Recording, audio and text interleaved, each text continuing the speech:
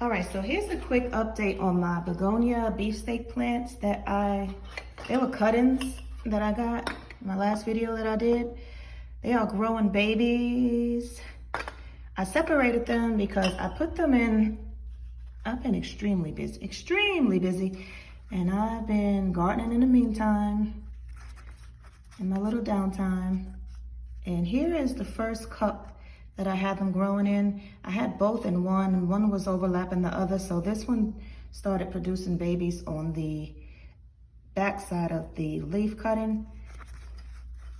And I didn't even notice this until I separated them.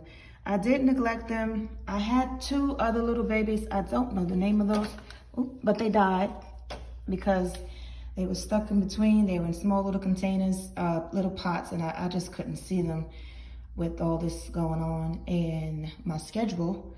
But there's my beefsteak begonias. They made it. I do have a word of advice, and the word of advice is don't start them in water, because for me, they started to rot. The stem started to rot in water. And then when I finally caught it, I had to cut off so much of the little bit of stem that was left, but they still survived. And I'm gonna have my beefsteak begonias, two of them. Don't mind the mess, because I did not plan for this. I just wanted to update. And as well as my update, just my little quick plant update. I want to talk about these plants, my garden plants. The season is changing, and I wanted to talk about this blue turmeric plant.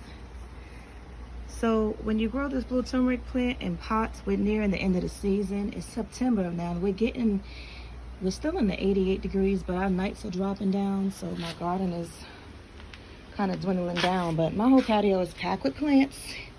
My tomato plant is on the way out, but I'm still getting tomatoes, if you can see them. I wanted to show you this because if you look at all these patios with no plants growing, I'm just doing it quick because I don't like invading no one's privacy. But my neighbor was inspired early, and I'm grateful. She asked for some plants, I gave them, and she just took off. And she's young, like 20 years younger than me, and I'm just so grateful that she, was inspired to do such a thing. Anyway, back to the plants. I just want to let you know, you got a balcony. I have not had to buy a single green. I'm growing kale, longevity spinach, turmeric, and there is sweet potato vines. These are Okinawan sweet potato vines. They taste really good. There's Malabar spinach. I'm a vegetable lover, but they do taste like dirt. I'm not one of those that's funny about vegetables, so if I say that, they really do. I just have to find a way to cook them. They're almost like beets. Don't taste like beets, but the dirt tastes to me.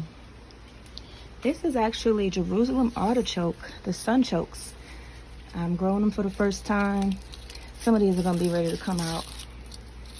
I have my basils. I pulled out my cucumbers here. I planted Swiss chard in here first, and some beetle in there ate down my seedlings. Normally I start them indoors, but since the weather is good, I planted them in the pots. Somehow they got into my pots and ate down my seedlings. So I have to start all over for the late fall. And I have some new spinach coming up. I have some dandelion. I'm actually gonna take this dandelion out of these pots. Over there is some basil, some Cuban oregano. Oh, some spring onions. See how big that got? My pepper plant, I need to cut that out. It's done. So I'm gonna get on my garden. Yeah, it's a mess, but do not leave your balconies empty. Okay, bye.